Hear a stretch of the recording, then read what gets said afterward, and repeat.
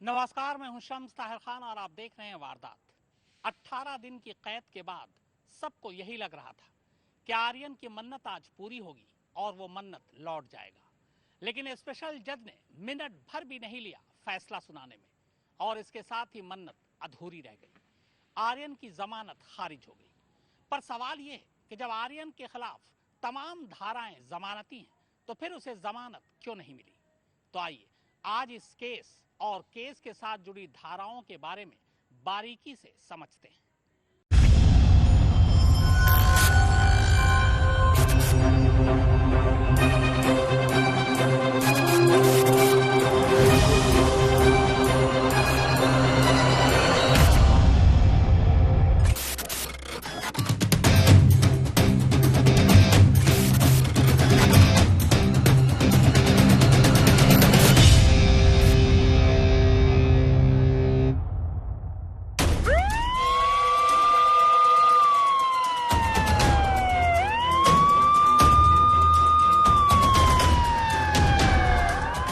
6 दिन के इंतजार और 18 दिन की कैद के बाद भी रिहाई नहीं मिली। 6 दिन पहले 14 अक्टूबर की शाम जब स्पेशल जज वीवी पाटिल ने अपना फैसला सुरक्षित रखा था, तमाम लोगों के साथ साथ कानून के जानकारों को भी उम्मीद थी कि 6 दिन बाद 20 अक्टूबर को शायद आर्यन खान की कैद खत्म हो जाए और 18 दिन बाद जमानत पर वो वापस मन्नत पहुंच जाए। मगर ऐसा हुआ नहीं। बुधवार को दोपहर ठीक 2:45 बजे स्पेशल जज वीवी पाटिल अपनी कुर्सी पर बैठे और बैठते ही एक लाइन में अपना फैसला सुना दिया। फैसला आर्यन खान और बाकी 2 लोगों की जमानत अर्जी खारिज करने की। You'll have to wait for the order now. So, will you apply for in the High Court? Once we read the order, we'll decide. So, will you apply in the High Court right now? Once we read the order, we will decide. दलीलें तो वही होगी, लेकिन grounds कुछ और है, छोटे मोटे चेंजेस रहेंगे, ज्यादा और कुछ नहीं। डिपेंडिंग के वो ग्राउंड्स उस पे कवर होके जो नीचे सेशंस कोर्ट का ऑर्डर जैसा उस बेसिस पे ग्राउंड बनेगा। क्या तीनों? तो सेशन कोर्ट ने तो आर्यन की रिहाई का दरवाजा बंद कर दिया। अब आगे क्या? तो अब आगे हाई कोर्ट का दरवाजा बजता है। अब यह हाई कोर्ट के ऊपर है कि वो जमानत की अर्जी पर गुरुवार को सुनवाई करे या बाद में। मिलने को तो हाई कोर्ट से गुरुवार को भी जमानत मिल सकती है, वरना तारीख आगे भी टल सकती है। वैसे यहाँ पर सलमान खान की हिट एंड रन केस पर एक नजर दौड़ाई जा सकती है। मुंबई सेशन कोर्ट ने सलमान खान को हिट एंड रन केस में सजा सुनाई थी। सजा का ऐलान दोपहर 3 बजे के आसपास हुआ था, लेकिन सलमान के वकील शाम होने से पहले ही हाई कोर्ट पहुंच गए। सबको यही लग रहा था कि भले ही एक रात के लिए पर सलमान को जेल जाना होगा, लेकिन बॉम्बे हाई कोर्ट उस शाम देर तक बैठी और देर शाम ही जमानत पर अपना फैसला भी सुना दिया। सलमान को जमानत मिल गई थी सेशन कोर्ट के फैसले के महज 4 घंटे के बाद।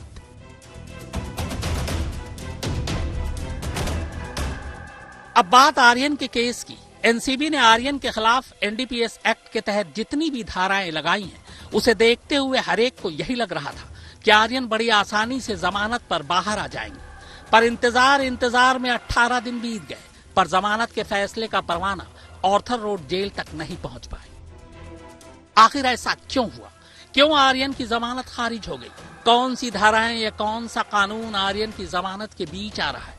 तो चलिए आर्यन केस की आज गहराई से पड़ताल करते हैं। लेकिन केस को समझने से पहले ये जानना जरूरी है कि आर्यन खान आखिर है क्या। एक ड्रग एडिक्ट, पार्टी में मस्ती के लिए ड्रग लेने वाला, ड्रग्स के धंधे का फाइनेंस करने वाला, या फिर अंतर्राष्ट्रीय स्तर का ड्रग कारोबारी। एनसीबी ने आर्यन खान पर एनडीपीएस एक्ट के तहत कुल 6 धाराएं लगाई है। 8C, 20B, 27, 28, 29, 35। अब पहले इन धाराओं के मतलब समझिए, फिर आपको यह समझाऊंगा कि इनमें से वो एक और इकलौती धारा कौन सी है जिसकी वजह से आर्यन को जमानत नहीं मिल रही। 8C, इसके तहत नारकोटिक्स ड्रग का सेवन, बिक्री, खरीद, ड्रग्स को एक जगह से दूसरी जगह ले जाना, कहीं स्टोर करना, बनाना, अंतर्राज्यीय और अंतर्राष्ट्रीय ट्रांसपोर्ट करना, इसके लिए अधिकतम सजा 1 साल है। धारा 20, ये धारा गांजे और चरस के पौधे के संबंध में है। इसके तहत अगर कोई शख्स लाइसेंस के बिना गांजे और चरस के पौधे यानी कैनबिस को उगाता है और उसका ट्रांसपोर्ट करता है या फिर सेवन करता है तो उसे 6 महीने की सजा हो सकती है। सजा के साथ साथ उसे 10,000 रुपए का जुर्माना भी देना पड़ सकता है। धारा 27 गैर कानूनी करार दिए गए किसी भी ड्रग्स के सेवन को लेकर यह धारा है। इस धारा के लगाए जाने का मतलब है कि सामने वाला ड्रग्स का सेवन करता है। इस धारा के तहत अधिकतम 1 साल कैद की सजा है। धारा 28 एनडीपीएस एक्ट की धारा 28 ड्रग्स के एक्सपोर्ट से जुड़ा है, जो एक अपराध है। इसमें भी अधिकतम सजा 1 साल की है। धारा 29 ये धारा एक तरह से आईपीसी की धारा 120B जैसी है, यानी साजिश में शामिल होना। मिसाल के तौर पर अगर कोई ड्रग पेडलर गिरफ्तार होता है या उसे सजा होती है, तो फिर ऐसी सूरत में उस ड्रग पेडलर के साथ साजिश में शामिल बाकी लोगों को भी उसी हिसाब से सजा मिलेगी। एनसीबी ने आर्यन पर यह धारा इसलिए लगाई क्योंकि एनसीबी की दलील है कि एक ड्रग पेडलर आर्यन के बयान के बाद ही पकड़ा गया था। इसके लिए एनसीबी आर्यन और ड्रग पेडलर के बीच साजिश की बात कह रही है, और बस यही इकलौती वो धारा है जिसकी वजह से आर्यन को शायद अब तक जमानत नहीं मिली। धारा 35 इस धारा के मुताबिक आरोपी को तब तक दोषी माना जाता है जब तक वो निर्दोष साबित न हो जाए। इसके मुताबिक आरोपी पर ही ये जवाबदेही है कि वो साबित करे कि ऐसा जुर्म करने का उसका कोई इरादा नहीं था और न ही ऐसी कोई जानकारी थी। हालांकि खराब मानसिक स्थिति होने पर आरोपी को छूट मिल सकती है। अब इन 6 धाराओं की सच्चाई पर बात करें उससे पहले केस के एक दूसरे पहलू पर भी नजर डालते हैं। खुद एनसीबी ने अदालत में माना कि आर्यन के पास से कोई ड्रग्स बरामद नहीं हुआ। आर्यन ने क्रूज पर कोई ड्रग्स नहीं ली। आर्यन के दोस्त अरबाज मर्चेंट के पास से बेशक 5 ग्राम चरस जरूर मिला था। इन लोगों की गिरफ्तारी के बाद एनसीबी ने अगले कुछ दिनों में कई और लोगों को गिरफ्तार किया। गिरफ्तार लोगों की तादाद 20 तक पहुंच गई। इनमें से 5 ड्रग पेडलर थे और यहीं से कहानी पलटती है। एनसीबी का कहना था कि सभी गिरफ्तार लोगों और ड्रग पेडलर के साथ आर्यन और उसके दोस्त के लिंक को साबित करने के लिए आर्यन की कैद जरूरी है, क्योंकि बाहर निकलकर वो सबूत नष्ट कर सकता है। एनसीबी ने आर्यन के एक व्हाट्सएप चैट का भी हवाला दिया और कहा कि इस चैट से इंटरनेशनल ड्रग डीलर के साथ आर्यन के रिश्ते के सबूत मिल रहे हैं। चैट में बाकायदा बड़ी मात्रा में ड्रग्स खरीदने और बेचने की बात हो रही है, और इसी इंटरनेशनल सिंडिकेट की वजह से एनसीबी ने आर्यन पर एनडीपीएस एक्ट की धारा 29 लगा दी। हालांकि इसे साबित किया जाना अभी बाकी है। एनसीबी ने यह भी कहा कि आर्यन पिछले करीब 4 साल से ड्रग्स ले रहा है। ये 3-4 बच्चों को अरेस्ट कर लेना है जो कि शायद कंज्यूम करते होंगे ओकेजनली या नहीं करते होंगे, आई डोंट नो, मैं तो उसके बारे में कह नहीं सकता, लेकिन एलिगेशन तो कोई पोजीशन का नहीं है और ये कानून पूरा पोजीशन बेस्ड है। मुंबई की स्पेशल एनडीपीएस अदालत ने कहा कि जो व्हाट्सएप चैट जो प्रोसिक्यूशन की तरफ से पेश किए गए थे, उन्हें देखकर तो साफ लगता है कि आर्यन खान अवैध तरीके से ड्रग्स में जुड़े हुए हैं और अक्सर इसका इस्तेमाल करते हैं, और यही वजह है कि अदालत ने कहा कि अगर बेल दे दिया जाए, जमानत दे दी जाए, तो ऐसा हो नहीं सकता कि शायद ये वापस इससे नहीं जुड़े। मुंबई के बाहर एनसीबी के ही एक बड़े अफसर ने आज तक को बताया कि ये पूरा केस बस एक धारणा पर आधारित है, यानी प्रिजम्पशन पर। इस अफसर का कहना था कि न तो आर्यन ड्रग्स के साथ पकड़ा गया, न ड्रग्स लेते हुए पकड़ा गया, न ड्रग्स बेचने के कोई सबूत मिले, न खरीदने के लिए क्रूज पर उसके पास से पैसे मिले। इसीलिए पूरा केस सिर्फ और सिर्फ प्रिजम्पशन पर ही आधारित है, यानी इस धारणा पर कि आर्यन ड्रग्स लेता है, क्रूज पर ड्रग्स लेने वाला था और ड्रग डीलरों के साथ भी उसके संबंध हो सकते हैं। एनसीबी के इस अफसर के मुताबिक उनका डिपार्टमेंट और खुद कानून ये कहता है कि अगर कोई ड्रग एडिक्ट है तो उसके साथ खुद कानून दूसरे तरह से निपटने को कहता है। अगर एनसीबी खुद ये कह रही है कि आर्यन 4 साल से ड्रग्स ले रहा है, तो इसका मतलब है कि वो ड्रग एडिक्ट है, और ऐसे केस में कानून के हिसाब से उसे जेल की बजाय रिहैब सेंटर में भेजना चाहिए। ऐसा पहले भी कई मामलों में हो चुका है। कानून के मुताबिक ड्रग एडिक्ट को पीड़ित की निगाह से देखा जाना चाहिए। साथ ही ये भी देखा जाना चाहिए कि रिहैब सेंटर में ड्रग्स की लत से उबरने के लिए वो कोर्स पूरा करता है कि नहीं। अगर वो कोर्स पूरा नहीं करता तो कानून उसे वापस जेल भेज सकता है।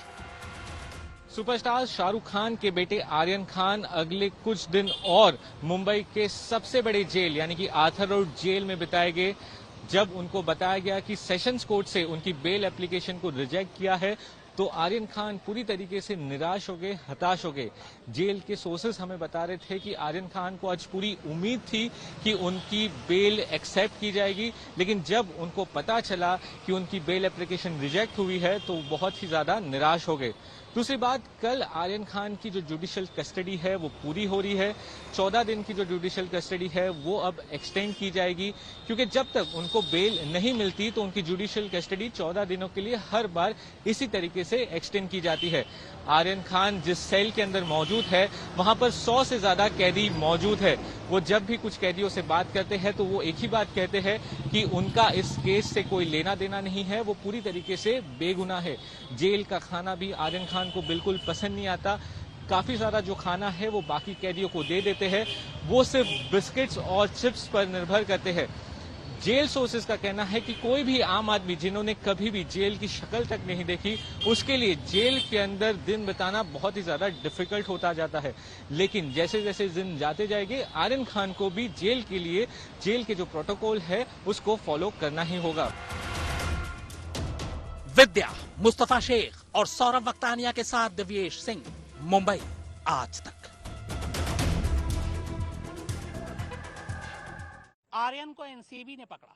आर्यन पर सारी धाराएं भी एनसीबी ने लगाई, मगर इसी एनसीबी से जुड़े एक अफसर की माने तो ये पूरा केस ही प्रिजम्पशन यानी धारणाओं पर खड़ा है। अब मामला बॉम्बे हाई कोर्ट तक पहुंच चुका है। बहुत मुमकिन है कि बॉम्बे हाई कोर्ट में कल इसकी सुनवाई हो सकता है जमानत मिल भी जाए, लेकिन अगर जमानत नहीं मिली तो फिर बात दिल्ली तक जाएगी, यानी कि सुप्रीम कोर्ट तक।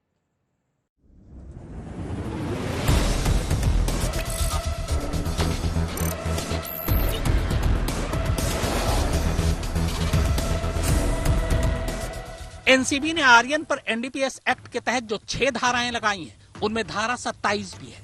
धारा 27 लगाकर एनसीबी खुद ये कह रही है कि आर्यन ड्रग एडिक्ट है, क्योंकि धारा 27 ड्रग्स इस्तेमाल करने वालों पर लगाया जाता है, ड्रग्स बेचने वालों पर नहीं। ड्रग्स बेचने वाला या ड्रग्स के धंधे में पैसे लगाने वालों पर एनडीपीएस एक्ट की धारा 27A लगाया जाता है, जो कि गैर जमानती है। एनसीबी ने आर्यन पर 27A नहीं लगाया है, यानी खुद एनसीबी मान रही है कि आर्यन का ड्रग्स के कारोबार से कोई लेना देना नहीं। पर इसके उलट वही एनसीबी ये भी कहती है कि ड्रग्स पेडलर और ड्रग्स के इंटरनेशनल सिंडिकेट के साथ आर्यन के रिश्तों की पड़ताल करनी है। यानी यहाँ भी मामला प्रिजम्पशन का है, यानी सिर्फ और सिर्फ धारणा का कि ऐसा भी हो सकता है और वैसा भी हो सकता है। पर कानून धारणाओं पर नहीं चलता, सबूतों से चलता है।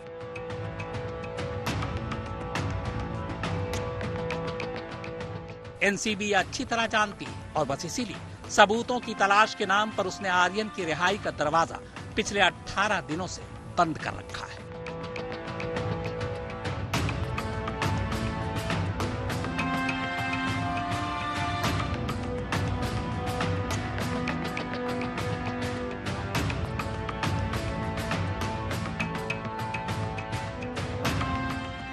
विद्या, मुस्तफा शेख और सौरभ वक्तानिया के साथ दिव्येश सिंह, मुंबई आज तक।